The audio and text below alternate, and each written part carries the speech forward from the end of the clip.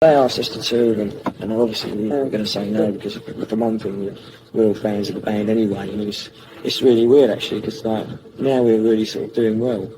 We're like touring with bands or meeting bands that in some countries like we're maybe even bigger than they are, and it's crazy that I've been a fan of them, and it's like weird when you meet them, you think, Christ, I'm still a fan, and yet like in some countries we're maybe bigger than them. It's really weird. The Killer World Tour, by legendary heavy metal band Iron Maiden, ran from 17th of February, 1981 to 15th of November, 1981. This would be the band's first world tour, including their debut shows in North America, where they supported Judas Priest on their worldwide Blitz tour and UFO on select dates. It would also include their first visit to Japan, where they would record the live release Maiden Japan. Whilst on tour in the States, on a rare day off between performances in Dallas, Texas on June 11th and Houston, Texas on June 13th, the following lengthy and in-depth interview was recorded somewhere in the great state of Texas on June 12th. Okay, that's just turn it on. Another intriguing thing I want to ask is, why did you call Martin Birch headmaster?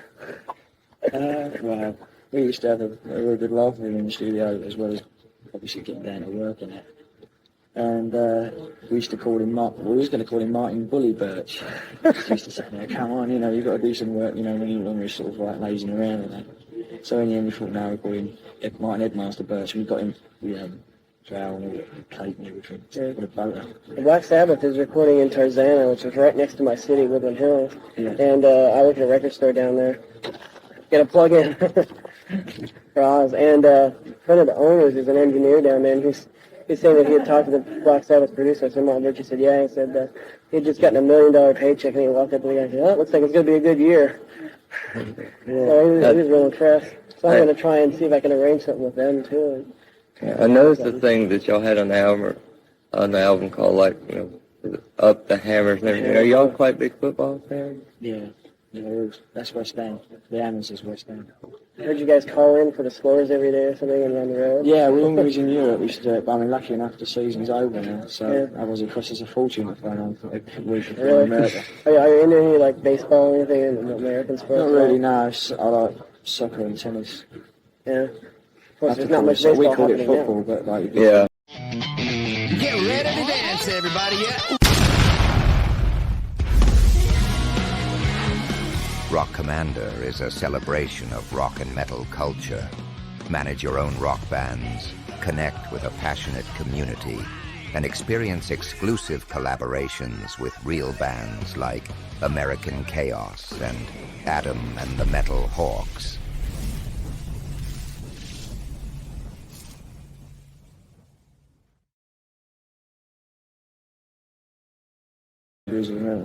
Okay, if I can kind of repeat it again, some stuff for my favorite. But tell me again about how y'all came up with Eddie, the idea for Eddie. Well, it was really, we used to have a small backtrack when we were playing pubs and clubs, and we used to have the same logos up there, and then we had an head, which used to have blood coming out of the mouth, and all that sort of stuff. And we used to call it Eddie the Head, this particular head. Oh, there we go. And then we got a bigger one, with the mirrors. We had sort of when we started playing bigger clubs, we had bigger backdrop with a bigger head, which we still called Eddie the Head. And it had lights coming from the eyes. Coming from it's a little bad with the eyes on it, really. How come you didn't get a chance to bring him here and not enough money? After he developed anyway, after that we got an artist to do stuff, and he sort of kind of developed the bass and everything. Yeah. Was it did Derek Riggs have anything to do with any of that? Or? Y'all getting the story? Oh yeah. Yeah, it was more like, he sort of came up with the actual artwork for the first album. Yeah. It was just like a progression of what we've been doing. Yeah, repeating it. Where did you find Derek Riggs? Or how'd you get in touch with him? So by luck, really. He's just a freelance artist. Yeah. He hadn't really done a lot before that. So covers are just dynamite. What we do now is just give him the lyrics. He just says the lyrics and he gets over it. And when did y'all first get together? Start playing? 5.5 years ago. 5.5? Okay, and y'all just kind of, do all the English bands sort of start a little bit slowly and everything and sort of build up? Because it seems like some of them catch and some of them don't. I think most of them start out slow and move. It depends. It's just like, I mean, it took us 4 years to get a record deal, but that's mainly because like all the paint thing. Yeah. We couldn't get work. Just couldn't get work. So we just got gigging once a Do week. they go heavily from like one trend to another in the English It's music all in the scene? media. The papers all the time. Because I mean, it's so different out here. I mean, it's all like radio stations and stuff, and media, press and that doesn't really mean as much as it does in Britain. Right. And so they pick up on a bang, and it's start. I mean, we were like the new biggest thing to be happening, sort of thing. And then as soon as we did start making it, big concert halls and all that, then they didn't want to know. It's like Do they? try and find something else that's be a cult. Did y'all build up a pretty good base of support though before y'all get the album deal? Before we even signed with management or anything, we was playing, started playing pubs and clubs all over the country. And we were super professional. We were taking days off, holidays and all that sort of thing, extra long weekends, go travelling up north. I mean, so you can do that in Britain. It's not a very big country, so. Yeah. Tell me again about what's it like going from like Britain where you're headlining and everything to coming in Japan where you're real huge, then coming over here and playing like third on the bill? Is that a big? Was that sort of a big adjustment? It's hard to adjust because we haven't supported any major tour now for over a year, and we headline bands everywhere. And obviously, when the people come to see the headline band and they're all material and they're really sort of going for it a lot more. So when you come over and you support him, it's you've got to work a lot harder in the sense that there's a lot of people still don't know what what you're all about. So you have to really, it's kind of frustrating sometimes because you see the people just sitting there. They're not really going for it like they really view, like elsewhere headline bands. So and you just got to get used to starting out again. It's like starting all over again. Really. What happened with Dennis Stratton? Exactly.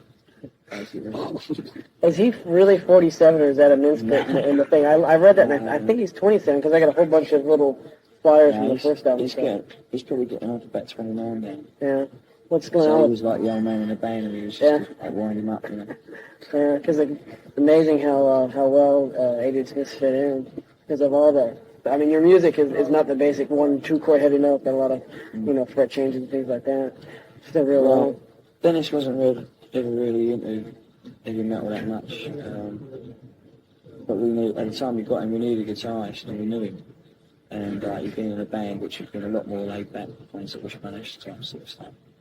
And we thought it wouldn't really matter. We thought he'd be because our stuff is pretty different than we think anyway. So we thought it's just a different thing. We'd get into that anyway. But it caused problems because he wasn't really. I mean, he played the stuff well, but his art wasn't in it. You know what I mean? Yeah. When it comes down to writing or anything like that, his ideas were totally sort of really right for the band. Do you think you'll ever step aside and let some of the other members of the band write a few songs? Yeah, I'm hoping some of the lazy buggers are going to do something anyway. Without doing all the work. Yeah, no, it's like they've got songs and they've got ideas and we use them. I mean, Adrian's more of a, sort of, well, that's what I want to say, he's more of a writer who writes more songs, sort of David. I mean, he writes about a song every 3 years, you know what I mean? Twilight Zone, right? Yeah. The newest.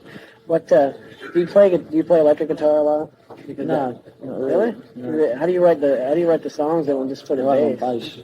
That's interesting because to transfer from bass to guitar and stuff and all that, because there's a lot of complex things. I think sometimes it makes us a little bit different. Is that we play lead bass and two guitars playing harmonies and all 3 of them. So usually the bass tends to stick on one note.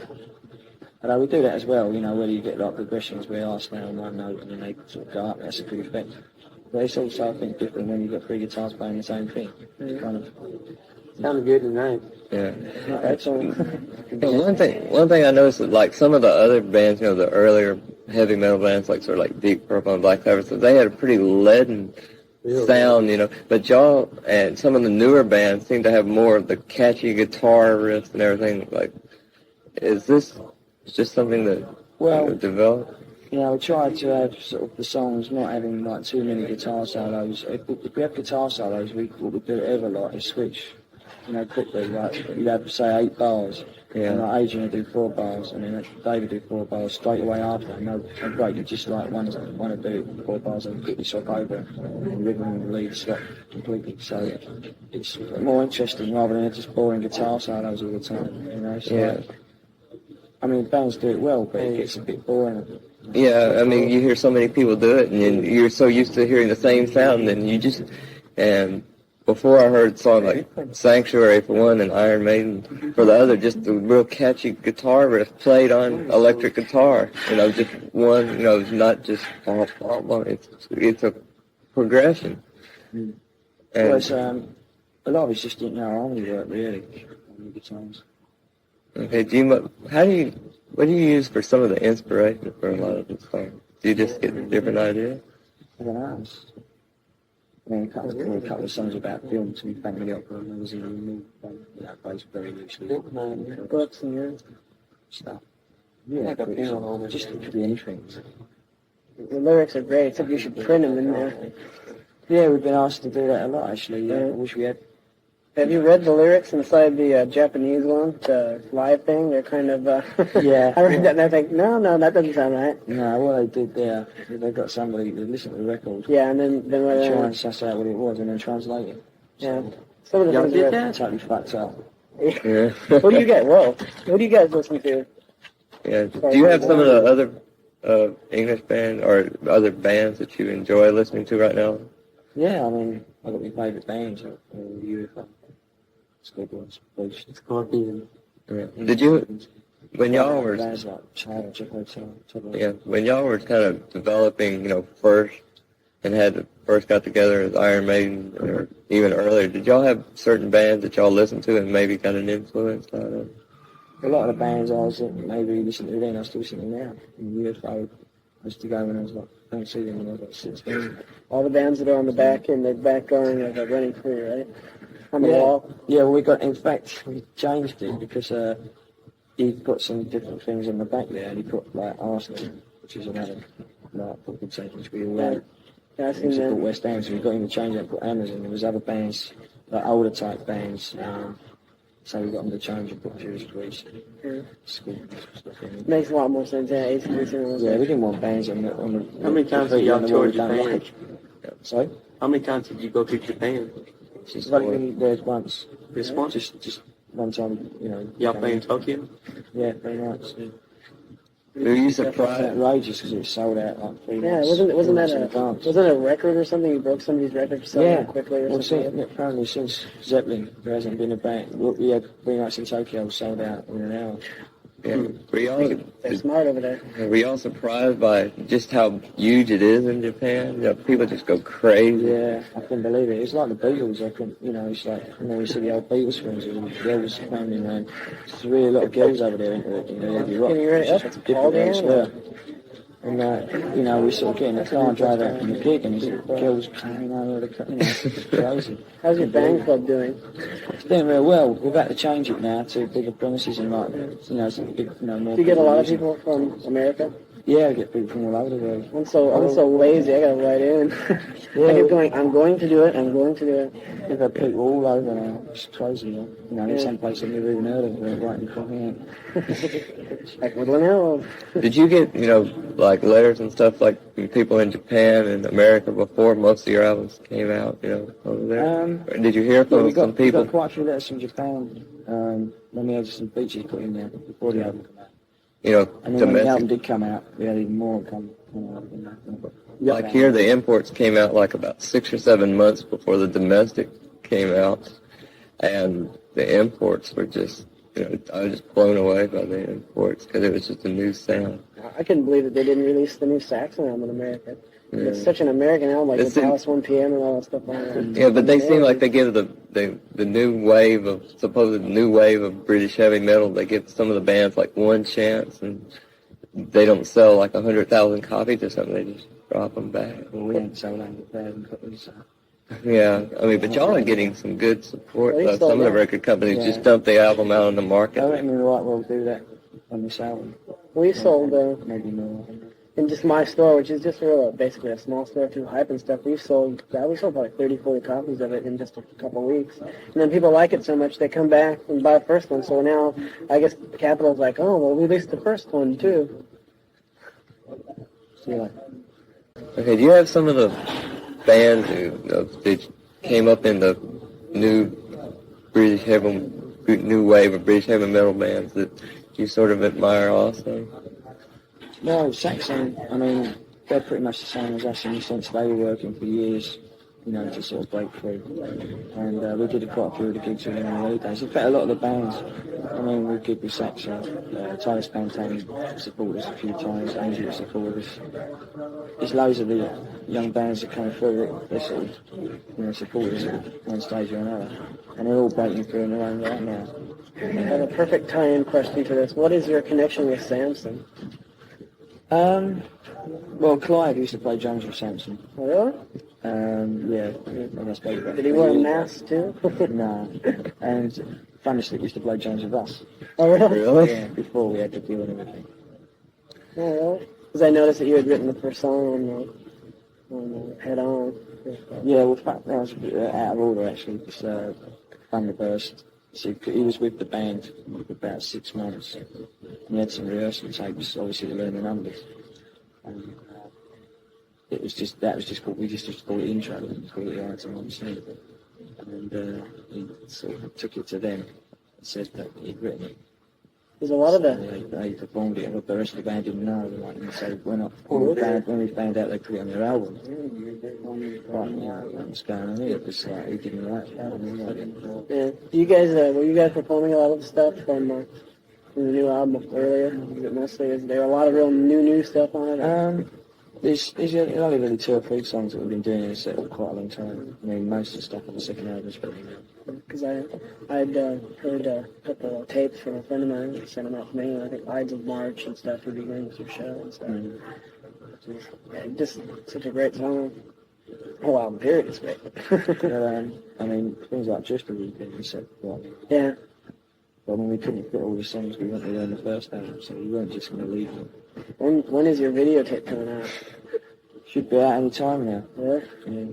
One of the main reasons why I have to buy a video. That's one thing Yeah, I about have to buy one as well. Really? that's one thing about the hard rock and heavy metal bands. A lot of them that I've noticed that you really can't get a real grasp on them by just listening to the record until you see them live. You know, just see them perform because there's so much energy. You know, like headline, because but obviously to do that you've got to support first, because you can't really. I mean, we can give everything physically and playing wise, but everything else kind of puts you in a bad frame of mind in the sense that you've only got 35 minutes or whatever, and you can't just go out and relax, you know. Yes. It's fortunate though that y'all got a good spot with a band like Judas Priest, because they just have a real good following. Oh, yeah, and the that's fans why we, you know, went with the tour. I mean, that actually happens. They asked us to tour. They asked y'all to tour. They must have, because you're on Capitol now on Epic. Yeah. They asked us to tour, and obviously we were going to say no, because for one thing, we're all fans of the band anyway, and it's really weird actually, because like now we're really sort of doing well. We're like touring with bands or meeting bands that in some countries like we're maybe even bigger than they are, and it's crazy that I've been a fan of them, you know, and it's like weird when you meet them, you think, Christ, I'm still a fan, and yet like in some countries we're maybe bigger than them. It's really weird. Well, unfortunately, America is real. I mean, the radio stations are so. That's basically. It's very bland. The radio's very bland. It's taking all these so bands. people like don't know about the new band. Yeah, like Judas Priest and AC/DC. I mean, they're just getting to the point where they're getting real big. It just takes so long. They have to start somewhere. I mean, Priest have done loads of tours at States. Oh yeah, they did. I saw them 3 times to support. You know, before I saw them ever headline. They played. They've actually done very very well in LA. They played 3 nights at the Starwood. It's a local club there. Then they came back and played the Santa Monica Civic, which is a hall about 3,000. Then the past 2 tours they played a bigger hall, about 10,000. So, which is real weird because LA, there is a heavy metal thing there, but most of the radio stations are just real. You know, there's about 4 radio stations, and there's 2 of them that play a lot of Zeppelin and Doors all the time and stuff. Yeah, the old. Like that, the oldies. I noticed when I was there. Yeah. And there's don't turn on the radio. Yeah, if you do listen to Carol Q. I mean, What's say that? that, but I mean, really, you know, American radio is still probably better than British radio. Yeah. Because at least you got a lot more choice. Yeah, that's true. You just had the 2 BBCs. And stuff like that. Like it or not. Yeah, but I think it's good that y'all started like in Texas in the Midwest, because that's where the big heavy metal. But that's the real big heavy metal base of America.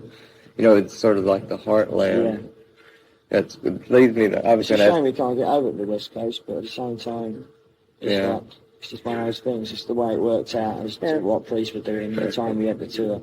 I was going to ask, We're used to that. Saxon hasn't played out there. It took with the Nobody's Scorpions. played. Scorpions have played there once. It took them, God, 7 years to get out there. Only band that I've seen that has opened that of the new wave basically is Crocus, and they opened for Nazareth. And the thing that amazed me was the fans just went nuts for Crocus. I thought they'd all sit there and go like, yeah, where's Nazareth, you know? But people are came sort of on and played real impatient. well. You know, you have to come to them and impress them. Yeah. Is that how it is in England and someplace too? You have to really come out to them, or do they sort of warm you all a little bit better? Anywhere in the sense that you have to gig. You have to gig all the time. The sort of music we're playing, you don't get much play on the radio. The only way you're going to get any attention is by playing it live. And so, you know, and just build a following, word of mouth or whatever. Did the BBC play any of your Soundhouse tapes or anything on the radio? Nah. Or did they play like the Def Leppard thing or anything of that sort? Yeah, I was playing the Def Leppard thing. Really? Whatever But happened you to see, that? Def Leppard thing was distributed by a proper company. Oh, really? And Yours was just our on album was just the one that we put out ourselves, and I mean we only had like something like 5,000 copies, and we sold it mail order and at gigs. And it's like we didn't want it to be put out really big because it's not really that good. It's just a demo tape, and it's not remixed. It's nothing. It's just like an actual demo tape. There's so many people were coming up to concerts, and you know, when we were doing the clubs and saying, look, can we get hold of this tape? So we just thought, right, we'd stick it as it is on the vinyl. Because we couldn't go back and remix it because we couldn't afford to buy a master tape and recorded it, and they wiped it over. Version of Iron Maiden is real good on it. It's real slow and it's more. Yeah, I don't like listening to it anymore though, because it is slow and it is it's tired and it's not really. Yeah, once you've done it better. It's you the know. first time ever that we've been in the recording studio. So. Were you really satisfied with how your first album came out? At the So time, production we and were stuff? satisfied up to a certain point, but we still felt that it could have been better. Yeah, how did you get in contact with Martin Birch? Did he just come up to you and say, hey? Well, actually, our publishers, Zombo, they manage Martin Birch, so it's pretty easy to get hold of them. Yeah, it's nice to know big people. Yeah, so... There's one thing that they have over there that they don't have over here. It's things like the clubs where they play some of the new heavy metal bands, I think, and they have the DJs in the clubs like Neil Kay and some of those There's people. not many places like that, though. There aren't? No. You get the idea from reading in like the press that they're all over the place. everywhere.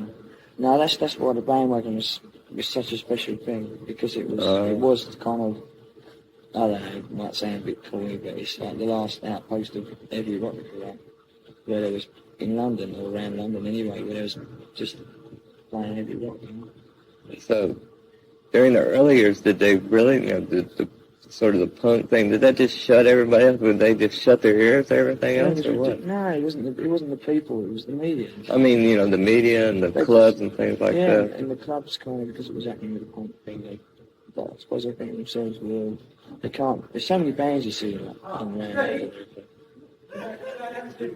Yeah, I'm just doing an interview. We'll just ask him a question and we'll let him leave. I was going to, one question here about the fans over there. You hear about the economy being depressed and people having all these problems and things. Do you think that they've sort of adopted just the new stance towards hard rock as sort of a release sort of from the problem? Yeah, I mean, there's no two ways about it. I think it's mostly around the world anyway. It's not just Britain. I mean, it is more extreme in Britain because Britain is a lot, for example, less poor, a lot more poor country than America in a lot of ways. In the industrial areas where a lot of the working class kids are, that's where they're really like heavy rock fans. And that's where we go down best. London, Japan, Manchester, Glasgow, Newcastle, them sort of areas. But then again, it's the same. Must be the same over here. In a place like Detroit. I don't know. I mean, this is only what I've been told. I don't really know. It is, yeah. Yeah, but the thing is, that people are the same everywhere in the world. The thing about the smaller arenas, like we've never had the opportunity to see people like in the smaller arenas, but we just have everything's big places like the Coliseum where the sound is usually bad. There's a lot of people in the States in there, so I suppose. I prefer to play smaller places. I don't like really playing places like very much because.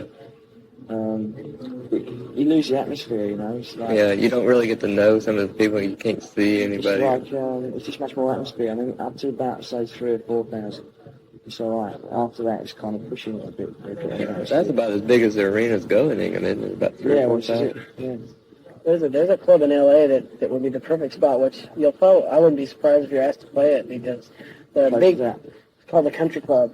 It's out in the city, out in the valley. Oh yeah, Pie played there, didn't they? Pardon me? Humble Pie played there. Yeah, Humble Pie played there just last month. Michael Schenker played there. Gamma. In fact, they all played almost in a row. Angel City, Gamma, and Michael Schenker played in a row of 3 days in December. It's crazy, but it's a real nice club. And what the thing is, it's owned by the big promoters out in LA. And so what they do is they take, since they're real smart, they figure they'll take the small bands that they figure in the future will get real big, and they'll book them in the club, and start them there, and then they'll get in with them real well. And then once they start hitting up, and playing the bigger halls, they'll do that. So it's getting lucky to where they're going to do a lot of more booking with them. It just depends on who books the big shows and who you get booked into. But if you get booked into a Wolfing Whistle, that's the guys who own it. They'll probably ask you to play the country club. And it's a nice place. Yeah, do you have problems? Do you have worry about being like oversaturated in England? Because it seems like you can't really play, too many places, and you worry about it. I mean, in the sense that we did tour a lot. Yeah, a lot of times. Because every time I looked into Melody Maker, there was people like Iron Maiden, Saxon, people touring I again. think we've done like four major tours. Before that, we did that couple of tours with clubs in a quite short space of time. But like, one tour we did was like 45 dates long in about 52 days, which for Britain is a lot. Yeah. I think it was one of the biggest tours ever. And it was like pretty crazy. Because we played all over, just everywhere. Apparently it did the job for you. Well, it did, yeah. But the thing is now, is that we've kind of been a bit worried that, obviously we've been away for a while now, but we was kind of a bit worried that, we might have overplayed. We sort of, played too many tours, and you go back again and people sort of go, yeah, well, I saw them sort of 3 months ago. Yeah. Were you kind of looking forward to getting out of England and seeing some of the other places? Oh yeah, obviously we went to the sort of break new ground and private places, and just the album was doing pretty well on production, and things kind of going before us, so when we went there, it was like really good anyway. Okay. Well, thanks a lot. Yeah. We really appreciate your time and everything. I guarantee you guys shall become